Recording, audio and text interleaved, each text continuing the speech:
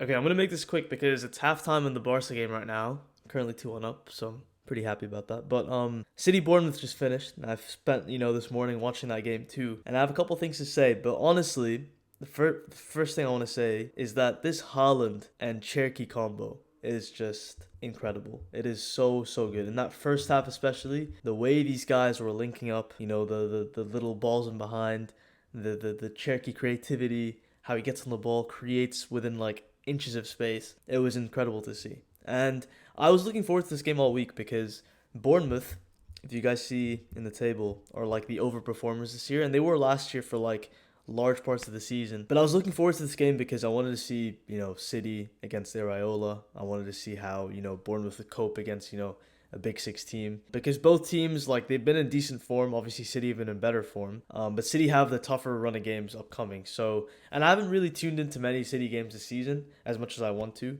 So I figured, you know what? Let me see what City's all about because I've been hearing a lot of mixed reviews with certain players. I obviously besides Haaland, but like their midfield, I don't know. I've just been hearing a lot of noise about it, so I'm like, might as well tap into it. But today was just like it kind of showed me where City are, and I'm not gonna lie, they're in a very good place. I think they're in a very good place in terms of the players they have at their disposal. How Pep's kind of setting up this team week in week out.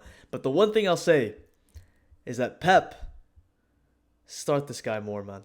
Start Cherky more, man. This guy is incredible. He's so good. He's so good. Like last season, when looking at City's creativity and the players they had, obviously it was De Bruyne's last season, Gundogan's last season. Like they had players leaving, coming towards the end of their tenure at City. But to replace them with the likes of Cherky and finally Foden, who's getting back into this like best self again. If you're a City fan, you must be just over the moon right now. Having these two running the channels, running the creativity channels with Doku on the left is just like it must be so good to see. Because today we saw the best of why Rayan Cherki should start week in week out. And honestly, I looked it up mid game. I was surprised.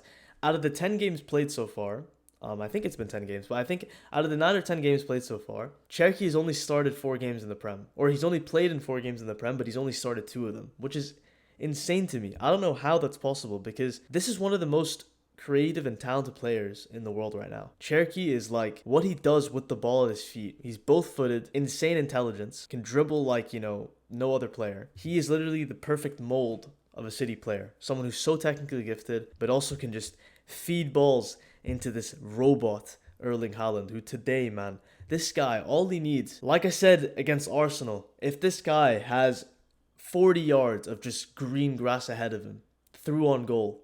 All he needs is one chance. He just needs that one chance. That one chance, clinical. He's in behind, one touch, one goal. Simple. He doesn't have to do a lot all game. And that's what's so special about a striker like Haaland because he only had 6 shots today. To be fair, he should have had a hat-trick in that first half. And I think he went for a chip when he should have just easily slotted it in. But he should have walked away with a first half hat-trick today. And in that second half, I think 2 of the shots, they were kind of difficult. I wouldn't expect him to score that. But Haaland today, I think Pep is literally using him perfectly. Because it's surprising. You'd expect Bournemouth, for like the side that they are, the way Iraola kind of sets up the team, you'd expect them to play to their strengths. And their strength is picking apart teams in certain areas and countering. With the likes of Semenyo, Krupi, Brooks, like Tavernier, like these guys can hit you on the counter very well. But it was actually City who picked apart Bournemouth in certain areas high up the pitch, and they used Haaland on transitions. And I think that form of Haaland is his best form because this guy can beat any defender when he's running in behind. His intelligence, even for that first goal, like his intelligence when running in behind is second to none because I think the ball was like up in the air bouncing. Someone got the second ball. I don't know if I think it was Nico or Doku. And then as soon as that ball, Haaland's not even like, remotely close to the ball whatsoever. But he senses that Cherky is the one receiving it, and this guy's already darting. He's gone. If you see the replay, he's gone like 4 or 5 seconds before the ball is even played to Cherky. Like he knows. That's how intelligent he is. And he's never offside, which is one of his best traits in my opinion. He's so intelligent off the ball. And we saw a lot of his off the ball movement today. So good. Like I think Haaland's definitely gone up a step in terms of what he does off the ball. On the ball, he's just Haaland. Like he'll just score. But off the ball, he was superb today. But this City team, I think something that really impressed me too is the way they silenced Semenyo. Semenyo is by far one of the most dangerous players in the Premier League right now. His ball carrying, his strength.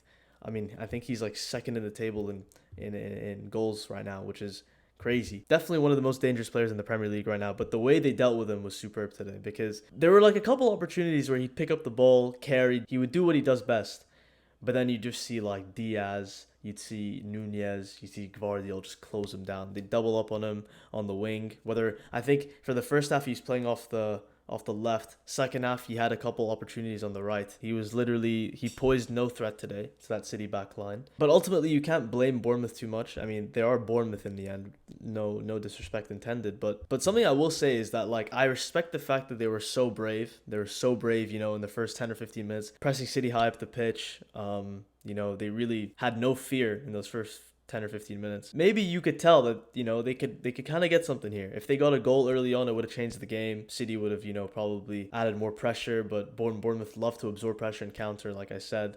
Maybe if they had picked apart City in those first 10 or 15 minutes, we would have seen something. But when you are so fearless and you go very high up the pitch, you can't leave Erling in behind. You cannot leave space for him to counter in behind, because if he does, it's food for him. But honestly, like, I actually really enjoyed that game. I thought it was great. I thought that Bournemouth's goal, I mean, Donnarumma, man, I don't know what he was doing. I don't know why he was complaining too, because I think Brooks had him or like held him for like a second, but this guy had like 3 or 4 seconds to jump up and leap and, punch the ball out, but he completely mistimed it, fell to Tyler Adams' feet, and it was just a good finish in the end. Nico Riley took his goal very well, and honestly, I did my recent like Premier League team this season so far on Instagram. I didn't even consider him for that left back position. I think it's because Arsenal's defense is so good this season, but he is actually been very, very good for City this season.